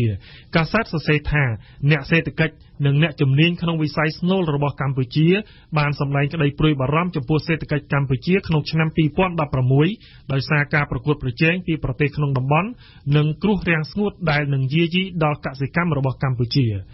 ចំណែកកោះសន្តិភាពរស្មីកម្ពុជានិងភ្នំពេញប៉ុស្តិ៍វិញបានចាប់អារម្មណ៍នឹងប្រព័ន្ធយុត្តិធម៌នៅកម្ពុជានៅលើទំព័រមុខរបស់ខ្លួននឹងមានរូបថតផងនោះកាសែតទាំង3សរសេរឲ្យដាក់ចំណងជើងស្រដៀងគ្នាថាក្រសួងយុត្តិធម៌មិនលើកលែងឬបន្ធូរបន្ថយទោសដល់ទណ្ឌិតដែលមានបទល្មើសទ្រង់ទ្រាយធំនោះទេចំណែកកោះសន្តិភាពឯនោះវិញនៅលើទំព័រមុខរបស់ខ្លួនដោយមានរូបថតគូស្វាមីភរិយាចំណាស់ជាច្រើនគូផងនោះកាសែតនេះបានសរសេរដោយដាក់ចំណងជើងថាស្វាមីភរិយា1200គូប្រារព្ធខួបអាពាហ៍ពិពាហ៍រួមគ្នាបង្ហាញភក្តីស្នេហ៍កាសែតសរសេរថាក្នុងចំណោមស្វាមីភរិយាទាំង1200គូនេះមានគូខ្លះត្រូវបានបង្ខំឲ្យចាប់ដៃគ្នាក្នុងសម័យខ្មែរក្រហមនិងគូខ្លះទៀតបានរៀបការតាមប្រពៃណីយូរឆ្នាំមកហើយការជួបជុំគ្នាដំបូងនេះធ្វើឡើងនៅថ្ងៃទី5ទី6ខែមករាក្នុងបរិវេណវិទ្យាល័យម៉ាឡៃយើងសូមបញ្ចប់ទស្សនៈសារព័ត៌មានព្រឹកនេះដោយព័ត៌មានរបស់រស្មីកម្ពុជានៅលើទំព័រមុខរបស់ខ្លួននឹងអមដោយរូបថតមួយផ្ទាំងធំកាសែតរស្មីកម្ពុជាបានដាក់ចំណងជើងថាប្រធានរដ្ឋសភាវៀតណាមវត្តមានសម្ដេចហេងសំរិនបង្ហាញចំណងមិត្តភាពសាមគ្គីភាពនិងកិច្ចសហប្រតិបត្តិការដ៏ល្អកាសែតសរសេរថាការថ្លែងបែបនេះគឺនៅក្នុងជំនួបរបស់លោកហេងសំរិននិងលោកញៀនស៊ីញហុងប្រធានរដ្ឋសភានៃសាធារណរដ្ឋសង្គមនិយមវៀតណាមក្នុងឱកាសនៃដំណើរទស្សនកិច្ចចូលរួមរំលឹកខួប70ឆ្នាំនៃការបោះឆ្នោតសកលលើកដំបូងនិងការបង្កើតរដ្ឋសភារបស់ប្រទេសវៀតណាមនាថ្ងៃទី6ខែមករា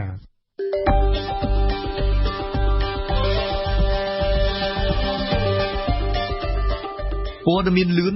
រហ័សច្បាស់លាស់និងស៊ីជម្រៅវិទ្យុបារាំង RFI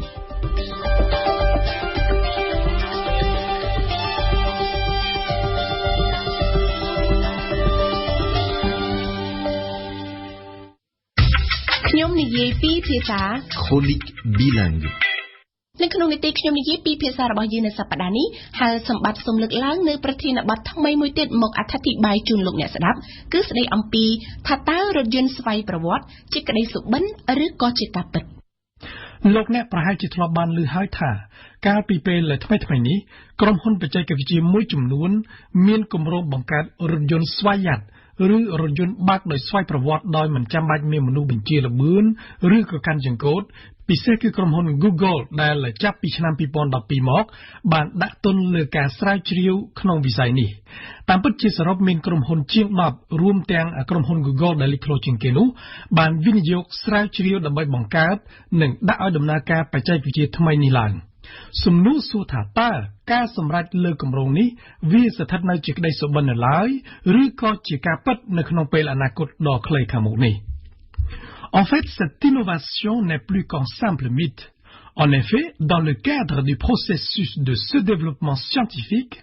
ces dizaines d'entreprises ont fait depuis 2012 parcourir aux États-Unis plus de 2 millions de kilomètres à 50 véhicules autonomes.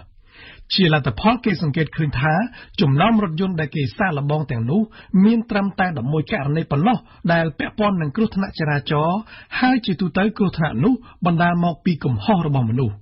ដោយក្នុងនោះ 73% នៃហេតុការណ៍ដែលបានកើតឡើងគឺរថយន្តស្វ័យយ័តត្រូវបានគេបុកពីខាងក្រោយ D'ailleurs, selon Bloomberg, Google envisagerait de mettre sur la route en cette année 2016 2 parcs de voitures autonomes dans les villes d'Austin et de San Francisco aux États-Unis où les tests ont été menés. Mais Google n'a pas encore confirmé ce projet. លោក Jess Caron អ្នកជំនាញខាងវិស័យយានយន្តនៃសមាគមរថយន្តកាណាដាប្រចាំខេត្ត Quebec ហៅកាត់ថា CA Quebec បានមានប្រសាសន៍ថាឥឡូវនេះវាប្រកាសណាស់ថាតាមលក្ខណៈបច្ចេកទេសរថយន្តដែលបើកបរដោយស្វ័យយ័តជារឿងដែលអាចទៅរួចCependant, les tests effectués ont révélé depuis 3 ans quelques problèmes ou limites quant à la mise en place de ces voitures autonomes. ជាបឋមគឺថារថយន្តស្វ័យយ័តទាំងនោះមានលក្ខណៈប្រយ័ត្នប្រយែងជ្រុលហួសហេតុពេកដែលធ្វើឲ្យអ្នកបើកបរផ្សេងទៀតនៅលើផ្លូវពិបាកប៉ាន់ស្មានពីការធ្វើចរាចរណ៍របស់រថយន្តស្វ័យយ័តទាំងនោះ C'est ce qui explique d'ailleurs le fait que ces voitures autonomes ont été percutées par l'arrière durant ces tests. Puis, un autre problème qui touche particulièrement le Canada, c'est la neige qui représente tout un défi pour les caméras et capteurs de ces voitures. បើយោងតាមអ្នកទទួលខុសត្រូវម្នាក់របស់ក្រុមហ៊ុន Google បានឲ្យដឹងថារថយន្តស្វ័យយ័តនេះមិនទាន់មានលក្ខណៈគ្រប់គ្រាន់ដើម្បីប្រឈមជាមួយនឹងលក្ខខណ្ឌអាកាសធាតុរដូវធ្លាក់ទឹកកកនៅប្រទេសកាណាដានៅឡើយនោះទេវាទាមទារនូវការស្រាវជ្រាវនិងការដកពិសោធន៍បន្ថែមទៀតIl en va de même avec les nids de poules. C'est totalement imprévisible pour leurs cartes et leurs détecteurs. ម្យ៉ាងវិញទៀតរថយន្តស្វ័យយ័តទាំងនេះមិនទាន់អាចយល់ពីអាកប្បកិរិយារបស់មនុស្សនិងក៏មិនយល់ពីសញ្ញាដែលគេផ្ដល់ឲ្យគ្នាទៅវិញទៅមករវាងអ្នកបើកបរនៅលើផ្លូវនោះដែរដូចនេះវាពិតជានៅមានកង្វះខាតច្រើនដែលទាមទារឲ្យមានការសិក្សាស្រាវជ្រាវបន្ថែមទៀត C'est pour cette raison que Jess Caron, expert en auto à CAA Québec, estime que l'on n'est pas encore en mesure d'espérer l'implantation de voitures autonomes à grande échelle. Selon lui, il faut d'abord que tous les véhicules communiquent entre eux, ils parlent à la route, qu'ils sachent qu'ils sont par exemple dans une zone scolaire. បានសេចក្តីថាលក្ខខណ្ឌចាំបាច់ដើម្បីឲ្យមានការប្រើប្រាស់ទូលំទូលាយបានដរាបណាតែរថយន្តស្វ័យយ័តទាំងនេះអាចតាក់ទងគ្នាយល់ពីសញ្ញាចេះផ្ដល់សញ្ញាឲ្យគ្នាទៅវិញទៅមកនិងអាចដឹងថាកន្លែងមួយចំនួនត្រូវមានការប្រយ័ត្នប្រយែងខ្ពស់ដូចជាសាលារៀនឬទីកន្លែងដែលមានមនុស្សឆ្លងកាត់ផ្លូវច្រើនជាដើមយ៉ាងណាក៏ដោយលោក Jess Caron យល់ឃើញថាយ៉ាងឆាប់បំផុតដែលគេអាចរំពឹងថានឹងអាចមានការធ្វើពាណិជ្ជកម្មរថយន្តស្វ័យយ័តនេះបានគឺនៅឆ្នាំ2020ប៉ុណ្ណោះ C'est-à-dire dans 5 ans Mais d'ici là, on pourrait déjà avoir un aperçu de cette innovation dans certaines voitures haut de gamme utilisant des systèmes qui les rendent en partie autonomes. Les exemples les plus connus sont l'aide au stationnement et les caméras arrière. ជាស្ដែងក្រុមហ៊ុនផលិតរថយន្ត Hyundai និង Volvo បានបង្កើតនូវប្រព័ន្ធបញ្ជាចង្កូតស្វយ័តដែលអនុញ្ញាតឲ្យរថយន្តបន្តបើកបរនៅលើផ្លូវដោយមិនចាំបាច់មនុស្សកាន់ចង្កូតបញ្ជា Monsieur Georges Ini, président de l'Association pour la protection des automobilistes au Canada, a testé une de ces voitures haut de gamme, soit une Genesis de Hyundai, et a partagé son impression comme suit. ខ្ញុំបានធ្វើការសាកល្បងធ្វើដំណើរពីក្រុង Montréal ទៅរាជធានី Ottawa ដោយមិនមានប្រើជើងបញ្ជាល្បឿននិងក៏សឹងតែមិនបញ្ជាចង្កូតផងទេជាលទ្ធផលខ្ញុំពិតជាមានការភ្ញាក់ផ្អើលយ៉ាងខ្លាំងពីប្រសិទ្ធភាពនិងស្វ័យភាពរបស់រថយន្តនេះក្នុងអំឡុងពេលបើកបរស្វយ័តដែលយើងកំណត់ឲ្យវា De toutes ces innovations, ce que messieurs Georges Ini et Jess Caron apprécient particulièrement est le freinage intelligent. La voiture détecte un obstacle et si l'automobiliste ne semble pas réagir, elle active elle-même les freins. ហើយលោកទាំងពីរបានផ្ដល់សារៈសំខាន់ដល់ចម្បងដល់ប្រព័ន្ធចាប់ហ្វ្រាំងស្វ័យប្រវត្តិនេះចំពោះសុវត្ថិភាពនៃការបើកបរនៅក្នុងពេលមានគ្រោះអាសន្នលោក Jess Caron មានជំនឿយ៉ាងមុតមមថាយូរឬឆាប់គេគង់តែនឹងយកប្រព័ន្ធនេះដាក់ឲ្យប្រើប្រាស់បានទូលំទូលាយដោយលោកបានពោលថា Comme le système anti-blocage, le freinage intelligent va quitter les voitures haut de gamme et devenir disponible pour monsieur et madame tout le monde. ជាចុងក្រោយអ្វីដែលយើងគួរពិចារណានោះគឺសួរថាតើរថយន្តស្វយ័តនឹងក្លាយជាតម្រូវការចាំបាច់សម្រាប់ជីវិតប្រចាំថ្ងៃដែរឬទេ En fait, que l'on veuille ou non, selon une estimation, l'utilisation massive de voitures autonomes aurait permettre d'éviter 90% de morts sur les routes. Pour l'OMS, Organisation mondiale de la santé, cela représenterait 1 million de vies épargnées par année dans le monde entier. ម្យ៉ាងទៀតលោក Georges Ini យល់ឃើញថាសប្តាហ៍នេះយើងកំពុងប្រឈមនឹងផ្នត់គំនិតថ្មីមួយគឺថាការបើកបរលែងជាការកំសាន្តទៀតហើយនាពេលបច្ចុប្បន្ន Pour la plupart des gens, se rendre quelque part, c'est du temps perdu. La notion d'avoir du plaisir au volant est chose du passé. Les gens sont plus attachés à leur téléphone qu'à la voiture. ដូចនេះការមានរថយន្តស្វយ័តដែលដំណើរការដោយខ្លួនឯងមិនចាំបាច់បើកឬបញ្ជាប្រៀបដូចជាមានអ្នកបើកឡានផ្ទាល់ខ្លួនដោយមិនចាំបាច់បង់ប្រាក់ឈ្នួលដូចនោះដែរ En somme, si l'on se fie à ces estimations et impressions, avoir une voiture autonome serait un luxe impensable pour l'instant, mais dans l'avenir, ça pourrait être un besoin tout à fait ordinaire. លោកអ្នកស្ដាប់វិទ្យុបារាំងអន្តរជាតិ AFP នៅពេលនេះកម្មវិធីព័ត៌មានរយៈពេលពេញ1ម៉ោងរបស់យើងជិតឈានចូលមកដល់ទីបញ្ចប់តែមុននឹងបញ្ចប់នេះខ្ញុំសូមរំលឹកជូនព័ត៌មានសំខាន់ឡើងវិញក្រៅពីការរៀបចំដែលឡែកចាប់តាំងពីប៉ុន្មានថ្ងៃកន្លងមកនៅតាមមូលដ្ឋានគណៈបកប្រជាជនកម្ពុជាបានប្រារព្ធខួបលើកទី37ទិវាជ័យជំនះ7មករាយ៉ាងអធិកអធមនៅទីស្នាក់ការកណ្ដាលរាជធានីភ្នំពេញដោយមានសមាជិកចូលរួម 10000 នាក់បើទោះបីជាមានការមិនទទួលស្គាល់ពីមជ្ឈដ្ឋានដែលមាននិន្នាការនយោបាយខុសៗគ្នាពីថ្ងៃ7មករាក៏ដោយក៏ប្រមុខដឹកនាំគណៈបកប្រជាជនកម្ពុជានៅតែអះអាងថាវាជាសច្ចភាពប្រវត្តិសាស្ត្រដែលមិនអាចអ្នកណាកែប្រែបានឡើយទន្ទឹមនឹងនេះលោកនាយករដ្ឋមន្ត្រីហ៊ុនសែនក៏បានប្រកាសនៅថ្ងៃទី7មករានេះផងដែរថាគណៈបកកាន់អំណាចរបស់លោកនឹងមិនស្នើធ្វើវិសោធនកម្មច្បាប់ស្ដីពីគណៈបកនយោបាយដែលឈានទៅកំណត់ប្រធានគណៈបកនយោបាយត្រូវមានសញ្ជាតិតែមួយនោះទេសម្រាប់គណៈបកប្រឆាំងបានស្វាគមន៍ចំពោះសេចក្តីសម្រេចនេះមកទល់នឹងថ្ងៃនេះគឺមួយសប្តាហ៍ហើយដែលរដ្ឋាភិបាលកម្ពុជាបានដាក់ឲ្យអនុវត្តច្បាប់ចរាចរណ៍ផ្លូវគោកថ្មីបន្ទាប់ពីដាក់ឲ្យអនុវត្តច្បាប់នេះបានរងការប្រតិកម្មជាច្រើនពីប្រជាពលរដ្ឋនិងអង្គការសង្គមស៊ីវិលដើម្បីដោះស្រាយនិងឆ្លើយតបទៅនឹងប្រតិកម្មផ្សេងៗរដ្ឋាភិបាលកម្ពុជាបានសម្រេចលើកលែងឬលុបចោលការអនុវត្តមួយចំនួននៅក្នុងច្បាប់ចរាចរណ៍ផ្លូវគោកនេះចំណែកព័ត៌មានអន្តរជាតិនៅសហរដ្ឋអាមេរិកបន្ទាប់ពីបានអនុញ្ញាតឲ្យជក់លក់កញ្ឆាដោយស្របច្បាប់នៅតាមរដ្ឋខ្លះមក ចាប់ពីថ្ងៃប្រហ័សទី7 មករានេះតទៅរដ្ឋ New York របស់សហរដ្ឋអាមេរិកនឹងបើកលក់កញ្ឆាសម្រាប់ព្យាបាលជំងឺចំណែកនៅក្នុងប្រទេសឥណ្ឌាឯនេះវិញប្រឈមទៅនឹងបញ្ហាបំពុលបរិយាកាសខ្លាំងនៅក្នុងប្រទេសតុលាការឥណ្ឌានៅថ្ងៃពុធម្សិលមិញបានទាមទារឲ្យអាជ្ញាធរក្រុង New Delhi រកភស្តុតាងមកបញ្ជាក់ឲ្យបានច្បាស់លាស់ពីប្រសិទ្ធភាពនៃការធ្វើចរាចរណ៍យានយន្តឆ្លាស់វៃគ្នាយើងបញ្ចប់ការសង្ខេបព័ត៌មានរបស់យើងនៅថ្ងៃនេះនិយាយពីអាកាសយានដ្ឋានដែលមានមូលដ្ឋាននៅប្រទេសសង្ហបុរីនិងដែលស្ថិតក្រោមកិច្ចសន្យាវិនិយោគជាមួយនឹងក្រុមហ៊ុន BOC បាននិយាយនៅថ្ងៃប្រហ័សនេះថាគេបានកម្មង់ទិញយន្តហោះ Airbus ប្រភេទ A320 ចំនួន30គ្រឿងដែលមានតម្លៃជាង$3,000 លានលោកអ្នកស្ដាប់វិទ្យុបារាំងអន្តរជាតិ AFP នៅពេលនេះកម្មវិធីព័ត៌មានរយៈពេលពេញ1ម៉ោងរបស់យើងបានឈានចូលមកដល់ទីបញ្ចប់អរគុណចំពោះការយកចិត្តទុកដាក់តាមដានស្ដាប់របស់អស់លោកអ្នកខ្ញុំសូមអរគុណដល់វិសាលដែលបានជួយបញ្ជាខាងផ្នែកបច្ចេកទេសនៅពេលនេះនាងខ្ញុំប៉ុនសុភ័ណ្ឌនិងសហការីវិទ្យុបារាំងអន្តរជាតិ AFP សូមអរគុណសូមជម្រាបលា RFI